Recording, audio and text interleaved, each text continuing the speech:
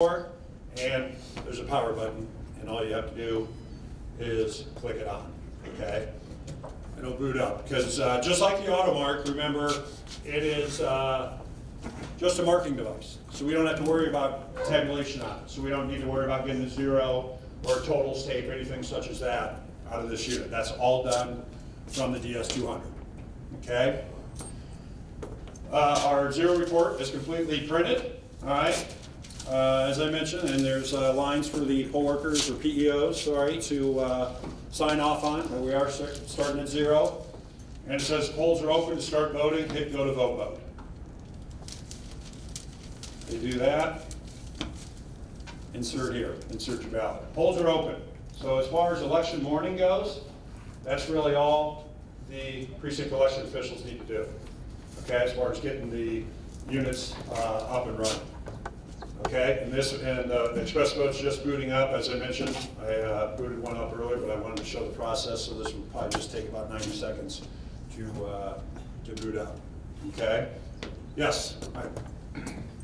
How long will each machine run without power? We actually did lose power last election in some places, so. Okay. It has about a 4 to 5 hour internal battery, so as long as that battery's fully charged when it goes out, it should last about 4 to 5 hours.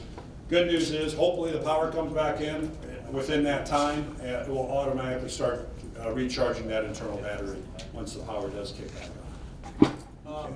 One key element or selling point with the express vote in particular as it relates to battery backup, our battery is internal to the system and it powers the on-screen voting experience as well as the printer.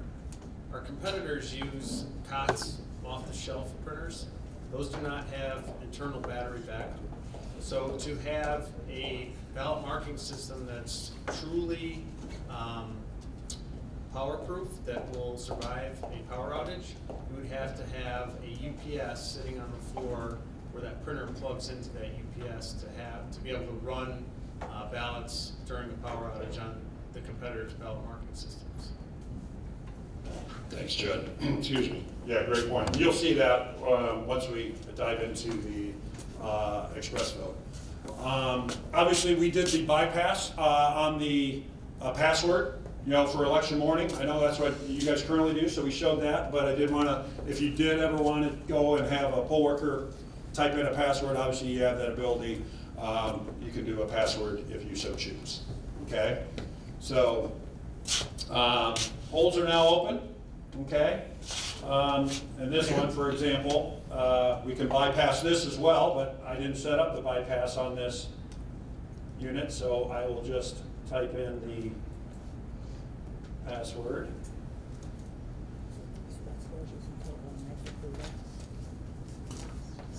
And you can set the strength of that password when you're setting up your election.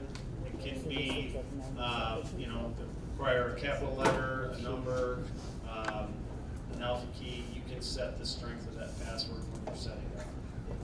So if it's just to open the polls, you can make it a very simple password as well.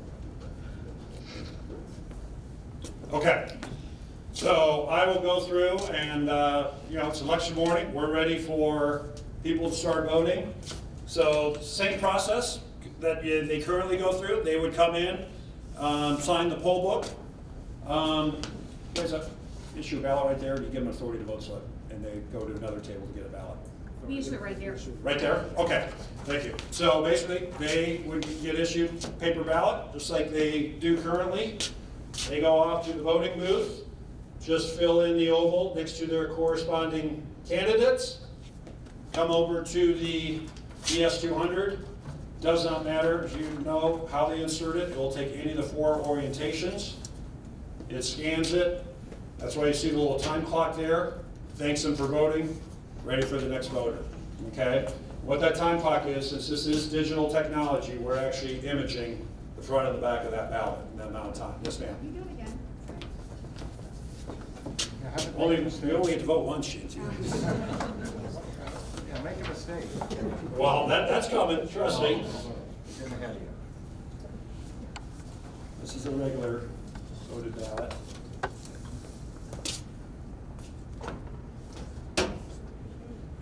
Okay. Okay.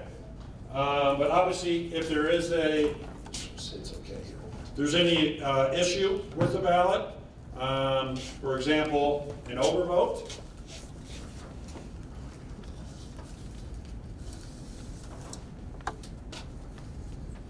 it will alert the voter. Okay. Nice thing about the 12-inch touchscreen, we have a lot of ability. We can list multiple races here. So if they've overvoted multiple contests, it will tell them the contest. And I'm sure none of you can read that because you're not standing in front of it like I happen to be, but it basically says, you've overvoted this contest. And it lists the contest. It actually says you chose 2 candidates and this was a vote for 1. All right, so what would you like to do? You can either return it or you can cast it, obviously just like they do now. So the other nice feature is that our system holds that ballot in place, doesn't automatically just spit it back out. So the integrity, the secrecy of that ballot. So if they're confused right now and I'm a PEO and I can see that they're confused, I can even come up and says, hey, it looks like you overvoted the governor's race. You know, you're not physically seeing whom they voted for, but you just know that there's an overvote. So they say, well, I want to go ahead and fix it. Well, in that case, tell them, you know, hit return, it'll spit it back to them. Nothing major, this is everything that you're dealing with now.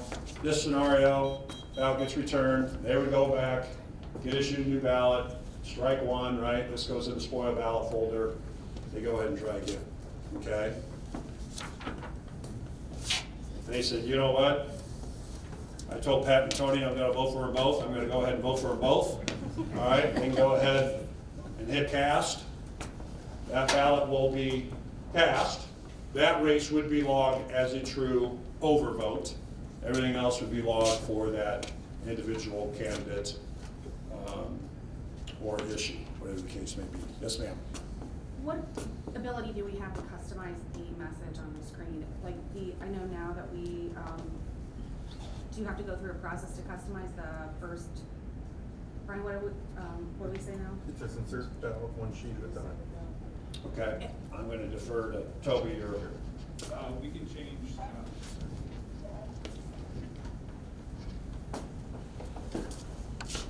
First of all, which screen was it that you were? Well, actually, about both, but this is the first one. So for here, we say insert ballot 1 sheet at a time. Okay. There are certain screens that we can change Okay. font, text on, or not font, but text on. We can add images and that kind of thing, but we can reword some of the screens on here. I have to get to see if we can do this one specifically. Okay. But we And can also, do that. I mean, we make sure that we have it in both English and Spanish. Yes, on the- absolutely. Okay. Yep. And then the next screen too, like with the overvote message, like, you know, what it says there. Yeah, a lot of the buttons and things, we can actually change the text on those. Okay. With the system spreadsheets. Okay, And I'll show you that this afternoon. perfect.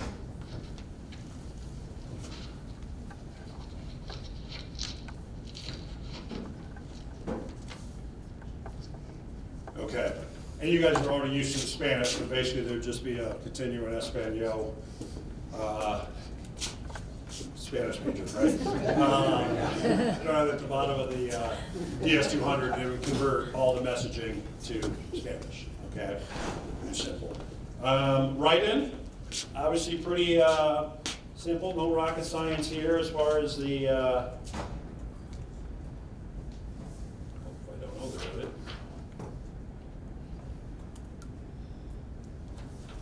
Okay, so they just fill in the write-in, it's just gonna take it, just like it currently does, nothing major there, so that's obviously, that write-in will be tracked as, with the image file.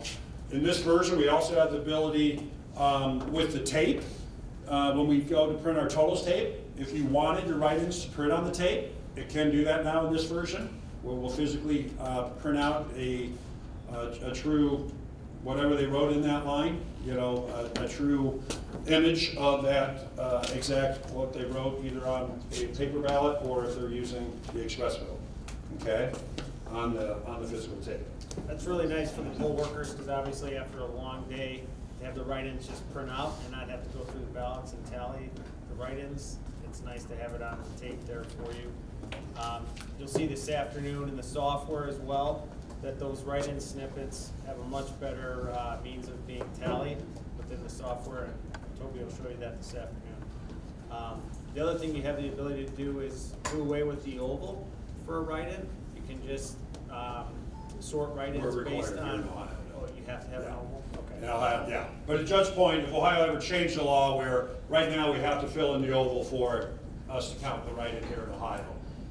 Judging for like New York, there's some states where if they wrote in a candidate but did not fill in the oval, we're still expected to count that. So the scanner can be set up that way to say, hey, even though they didn't fill in the oval, if they wrote something in, we can flag it, we can catch it. Okay?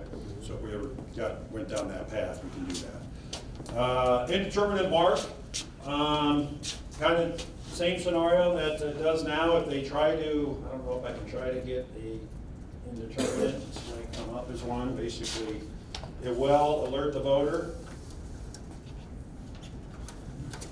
Okay, so, and an indeterminate will just spit that ballot back out. All right, it says unreadable marks. All right, kind of same, and it's beeping at me, just telling me that that mark is unreadable. So, same scenario does currently, so we'll just tell them to enhance that mark to go ahead and feed that ballot back through. Okay.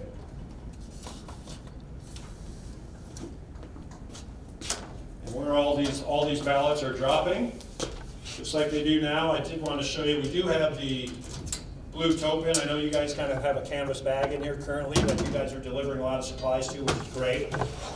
This is kind of a nice option. Some counties like this, obviously if you don't have anything in here, they're all just going to drop to the bottom bin. This is actually a token we designed for New York.